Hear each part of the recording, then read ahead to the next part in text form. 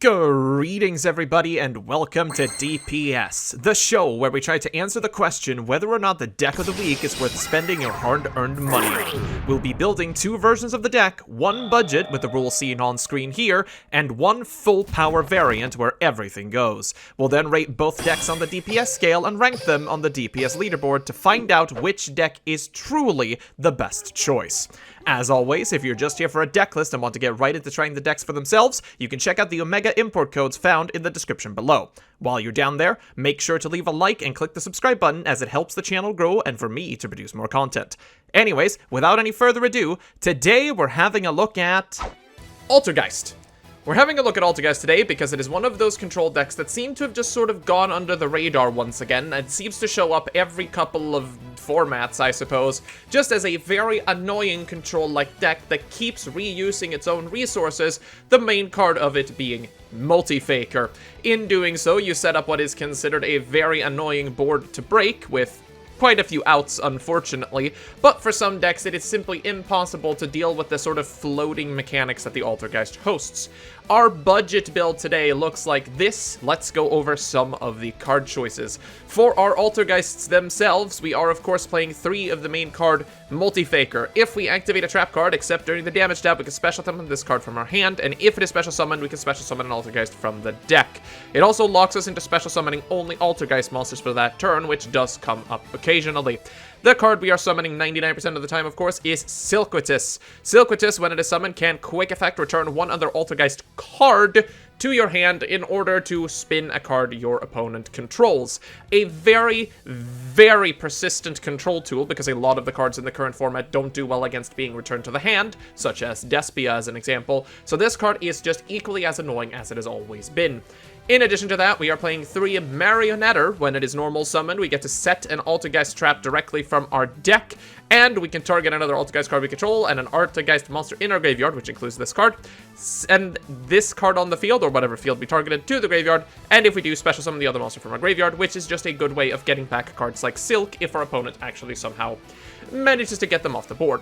Lastly, we are playing Meluseek. Meluseek is a 500 attack monster that can attack directly, and when it inflicts battle damage to your opponent, you can target one card they control and send it to the graveyard, and when Meluseek is sent from the field to the graveyard, you get to search an ALTERGEIST card monster, but it's basically a card. In addition to that, we are playing the one Kong carry. As long as we control an ALTERGEIST card and our opponent's monster declares an attack, we can special summon it from our hand, and if we do, we negate the attack.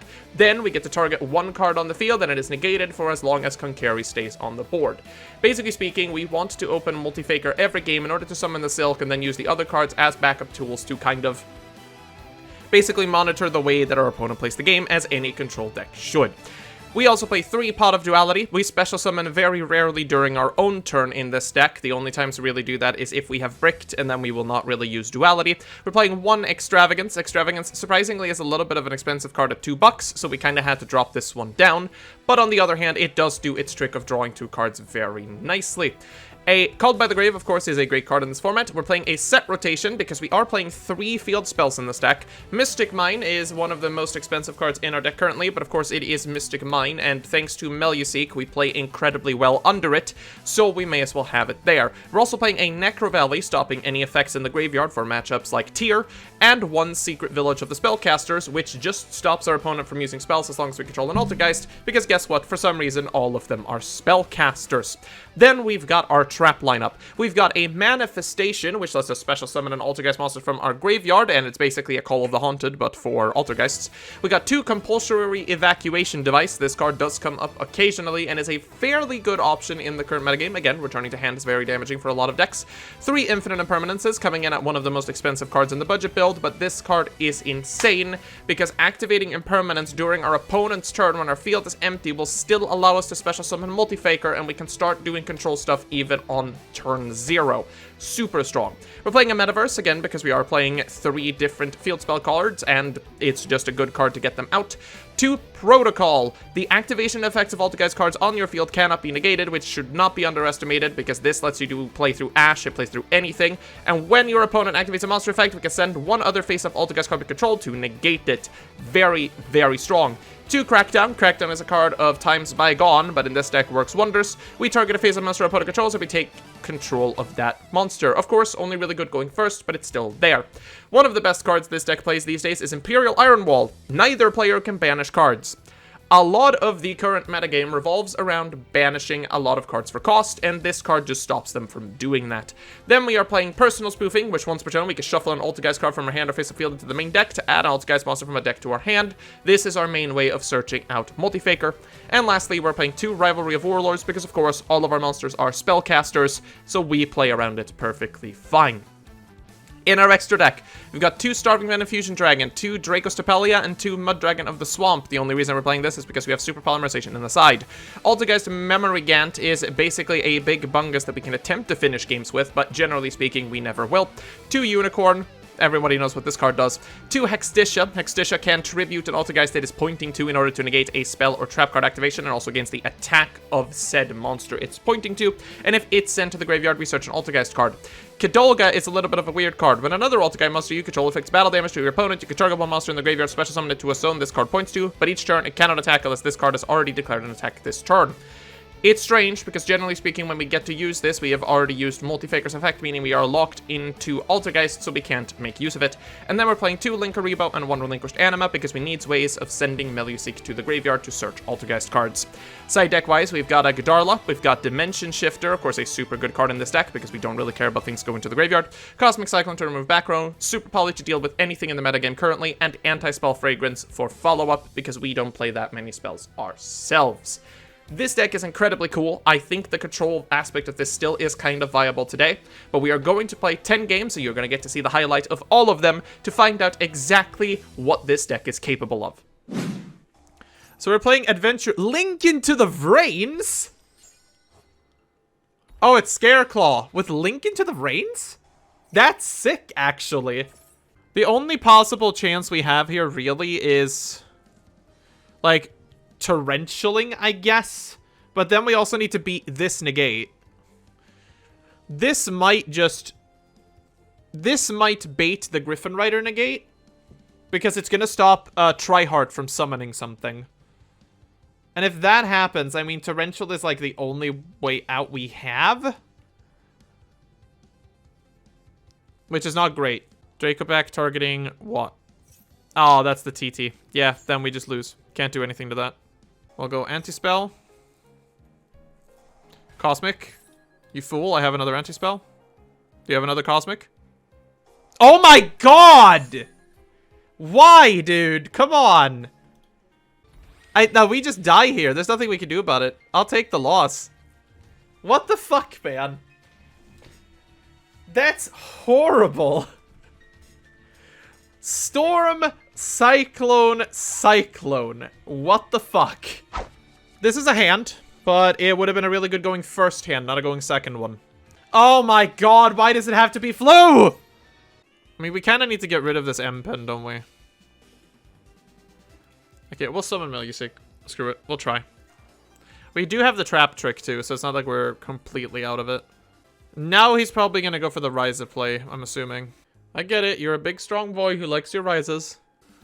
We unfortunately kind of have to trap trick into Torrential now. But I don't think he should have a negate, because the only thing he has is Apex Avian, so... That's a very good card here. Multifaker's probably the best card. Holy shit, top decking Multifaker, okay. I can live with this. Trigger Marionetter, because it has on summon, and it's a normal summon, so it's not going to get negated by M-Pen. After which, I guess we just blow up. Drawing the Multifaker here is insane. Anyway, Torrential. Kaboom. Bye goes your board. Bye-bye board. He's also locked out of spellcasters for this interaction here. Everything blows up, we'll take a protocol. Set the protocol, this goes away, we'll activate Multifaker in hand. Very nice card here. Yeah! Nice. Evenly fucking sucks. Yeah, no, we lose to, what's it called? We lose to, Evenly. Not much we can do about that, sadly. No, I don't think there's a single way we get over that. Nope. Definitely not. We'll go Marionette. We'll try and search a trap, I guess.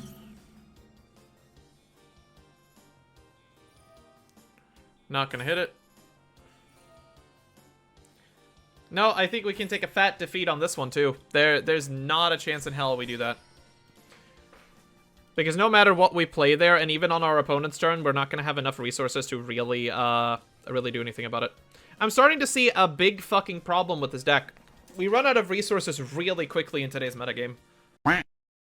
I think we do this. I can't target it with card effects anyway, so we will just attack directly. Get that 500 in there. We'll activate it. We'll hit a back row. It was a Fright for Patchwork. Alright. Tag it out.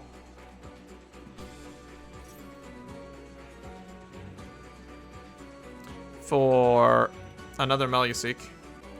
The idea is here to keep him on this monster, and the only thing he's going to be able to do is be beaten down by Meluseek very slowly. I will put him on a clock. Bonk.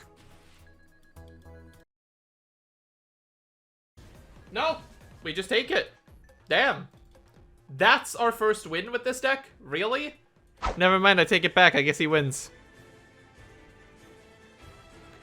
DPE is a terrible, terrible thing here. Meluseek is funny, but actually that saves us. That's literally the only card here that gives us a fighting chance. Oh, and we draw the Meluseek! It's time! Same with Darkflow. Yeah, because if we don't do this, it's not going to do anything. But this should still have its effect. Yeah, it just can't activate effects, which means it's still active. This is a fucking interesting thing, isn't it? So he is just straight up negated.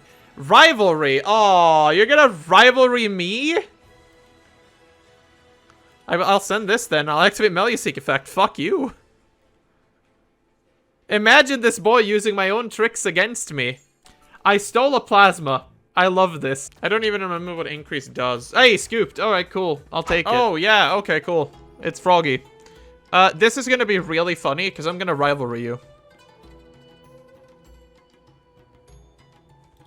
I hope you enjoy playing frogs. You're not gonna be playing anything else. Oh, he just scoops! Ha! Cool. I don't know why, but I'll take it. That's how you do it. That's how you do it.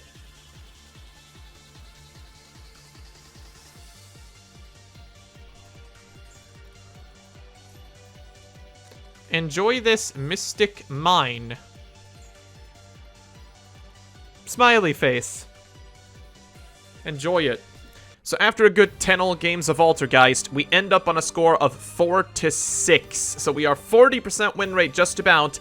And to be honest, a lot of that comes down to how poorly the deck sort of matches up against the current metagame, because a lot of decks can't be shut down by a single interaction anymore, especially something like Sprite, which just gets its negate back, meaning we can't even target it with our effects to get rid of it. It's a bit wonky, but in the end, we did actually beat a Sprite Frog player at the very end there, so it is what it is, I suppose. We are going to go ahead and rate the deck for the budget build, and let's start off with defense. Defense is, of course, how well the deck does in aspects of protecting itself to retain its game plan, for better or for worse. Unfortunately, this deck doesn't really do well in that sense. We do not do well against interaction whatsoever. We, in fact, lose very hard to having our own combos stopped, as we saw in a lot of our games. If our back row is destroyed or our multi-faker is negated, we're not going anywhere. Recovery is even worse. We run out of resources very, very quickly, even though we can very easily find the resources, but it does get a point for spoofing, because spoofing did actually help us win a game in just getting our Meluseek off the board constantly. When we lose our resources, though, they are basically gone forever, and the few ways we have of recovering them, such as Marionette, we don't necessarily want to sacrifice to do so.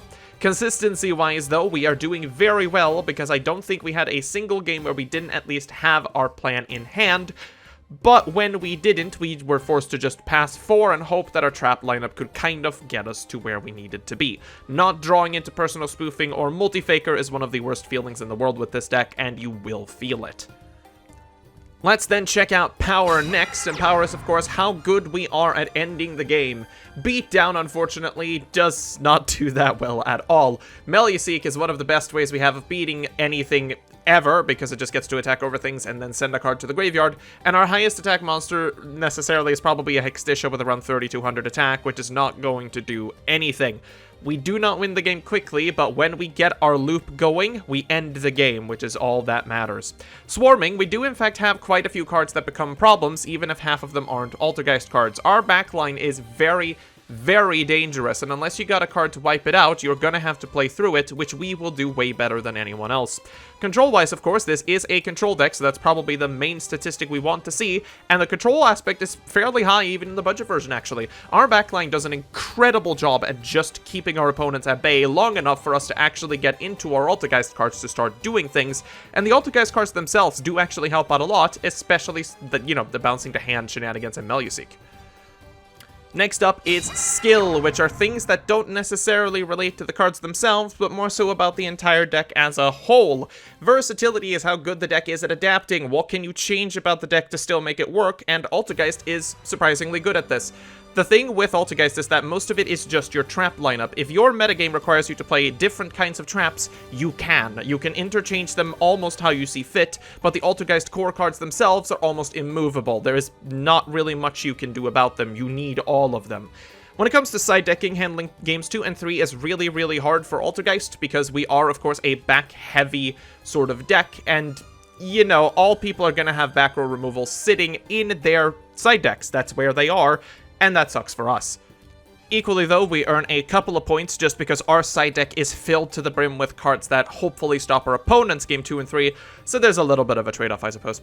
Difficulty, is this deck hard to learn and play? And I would say not necessarily. This is one of the easier control decks you can get into because there aren't really long combo lines or anything to get into your control. You just set your hand and wait to pop your multi-faker. The real difficulty comes down to when to use your cards efficiently, which I bungled up a couple of times in playtesting, and that just goes to show that the deck isn't as easy as a lot of people will have you believe. Last up then is fun. Was the deck actually fun to pilot and play? And I'm going to be honest with you, no. It wasn't the worst deck I've ever played, don't get me wrong. This is the only subjective one out there where I don't just go off of the information I've gathered. I didn't have fun playing this. There are much greater control decks you can have fun playing rather than Altergeist. Altergeist almost has no game plan once you get to the point of running out of resources, which a lot of other decks like Eldritch are capable of still doing, probably at the same price point. I can't say it's terrible because I did have some fun messing around with my opponents, but it is what it is. With all of the scores then combined, the final score for the budget build of Altergeist is 40, landing us at a rank E, the second lowest rank we can actually achieve, being F if we don't reach 35 points. Honestly, for $100, you can do way, way better than this. Which is why we're going straight into the competitive build to see if it's actually worth investing that money into the deck at all. And here we have the full power variant of Altergeist. As you can see, it looks very, very similar to how the other one did, because realistically, there's not a lot of things that we can change going into a full power variant of the deck. The deck is very trap reliant, but it does require all of its Altergeists to kind of exist, so we can't really move much. Which, because we're not using our extra deck that much, actually assists us in getting places, which should not be underestimated. We are also playing a Secret Village Spellcaster still with Mystic Mine. This combo is stupid when we have access to it. We are also including Ice Dragon's Prison, because this card is a very, very good trap card to get rid of 2 cards. Still playing Imperial Iron Wall. This card has been insane. Then Personal Spoofing and 3 Rivalry of Warlords, because of course these cards should be there. The main price increase here, of course, comes from the fact we have Harpy's Feather Duster and Pot of Prosperity, both very expensive cards. Extra deck-wise, we have made some changes too. We now have a Divine Arsenal Zeus with Gigantic Sprite and Downward Magician. Sometimes this does allow us to actually do some funky business, which, if it comes up, if it comes up. We only have 2 level 2s, but if we do manage to get both of them on the board, we can do some Sprite shenanigans. We've got Altergeist Memory Gant, Access Code Talker, Nightmare Unicorn, Prime Banshee, Selene, which does help us go into our Access Code Talker, 3 Hextisha, Kadolga, Artemis, Linkaribo, and Relinquished Anima. Side deck-wise is where the main changes happen, because we now have Lava Golem, Dimension Shifter, Cosmic Cyclone, evenly matched, being one of the strongest plays we have in this deck, Anti-Spell Fragrance, and 3 Solemn Judgment.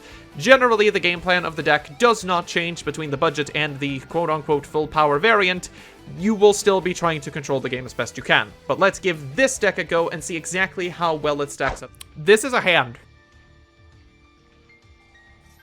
And we're up against Sword Soul. I haven't seen them in a while. Do we bet him on not having another one? Because I still think this is the correct call. This will trigger multi. Just needs to get multi-faker. We can activate it. We'll get Silk. Now if he summons the next one, we can bounce the token. And then we should be good. We just bring that shit back. Silk gets out. We'll multi-faker. Just so we can get them on the board. Scoops! Very good. This is okay. I mean, even if he opens full combo now, we can still get rid of 2 of them. He doesn't go Barone. He goes, this one, whatever the name of it is. Qixing Longyan. And there's a blackout. And 3 back row. Oh my god. There's no way. Lava Golem might not be a good card after all. It stops us from specialing. So I should have done that during his turn, probably. Then I would have been fine. But then I would have been negated by Zhizhao. Live and learn. Reading your cardboard, kids. You should probably do that. I'm just too stupid to. Yeah, no, that is lethal. Don't even have to try that. Not great, but not terrible.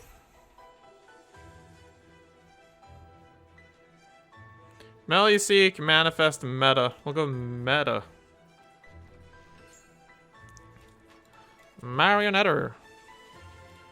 Ashme. No. Okay. Alright. Go ahead. Go on. Going for the Moyi.